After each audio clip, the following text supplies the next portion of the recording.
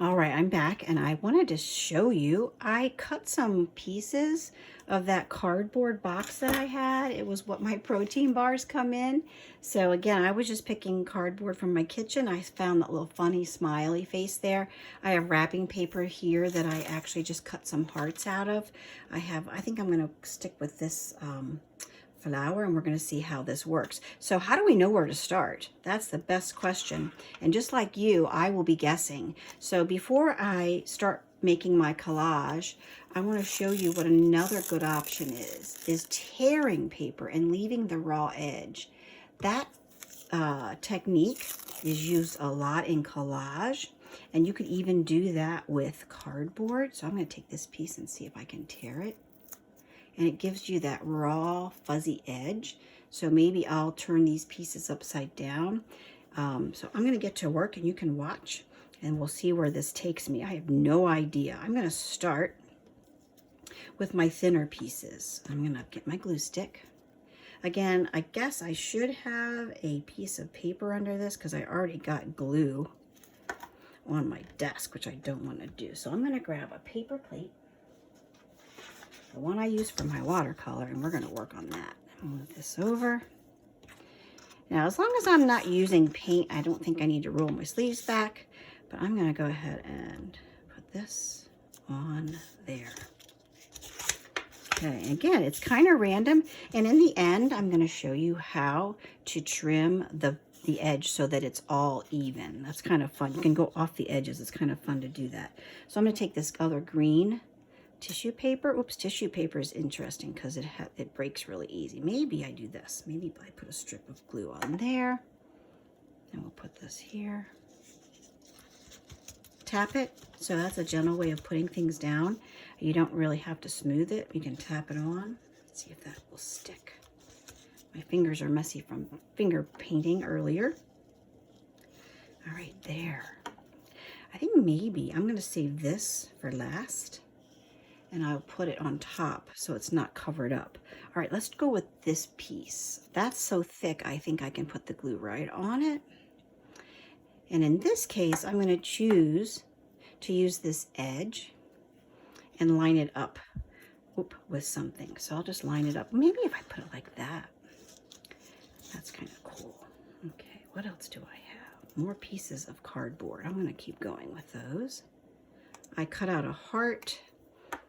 I didn't cut out a lot of different things, but I'm gonna just be layering. Okay, I'm gonna put this little green paper, tissue paper triangle. Maybe I'll put that one this way. Don't forget, I might use crayons yet. I have to figure out how I'm gonna do that. I tore this cardboard.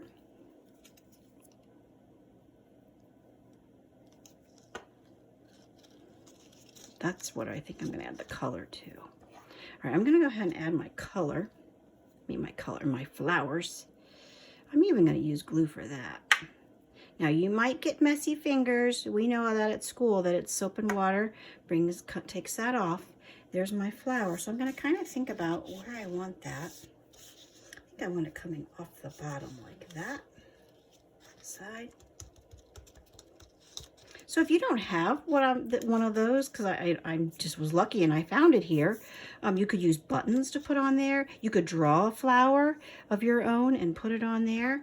And the last thing I'm going to use is this yellow heart that I got from my paper. And actually I love it because I'm going to put that right over the green tissue paper. And it matches the yellow of the smiley. Okay. Now, what could I do with my crayons? Let's see. How about a pink? Maybe. I think I might like to try dark blue. Okay. So could I, now that the watercolor is pretty dry, I can add just some scribbly color in there. Oh, that's pretty. Let me try this. So what that does, just add some pazazz. I like the blues, so I'm going to go around here, go around the heart.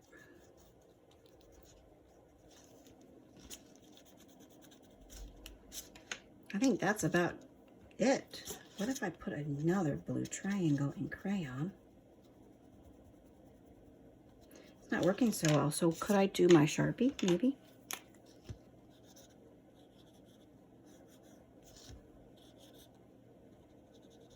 Nice, neat work. Try to be creative. You can also take your Sharpie and draw lines on the sides of cardboard. Ooh, 3rd, 4th, and 5th graders. What about if you have a spot? Could you do a Zentangle on there? So my young kiddos, if you're doing collage, what Mrs. Miller's doing here is pattern making. So you can make patterns so that it looks a little bit more detailed. Now, since I'm kind of lost that heart shape, we're going to go around the heart really carefully. Okay. So there's my collage. I think I will stop there. Oh, that kind of turned out really nice. It's kind of like a surprise. So you can flip it over and then cut anything on the edges off.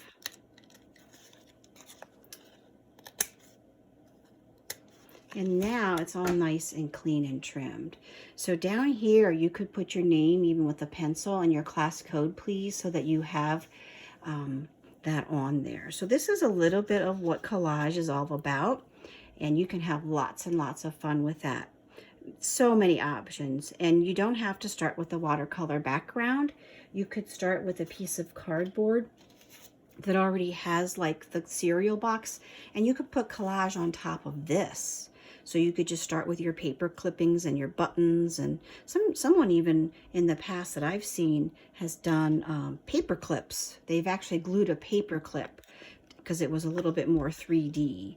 So anyway, I think that gives you some ideas of how you use different materials. Here's a piece of ribbon I could have added somehow. Lots of different options. Okay, so email me if you have any questions. My Zoom hours are there for you just to pop in and ask questions.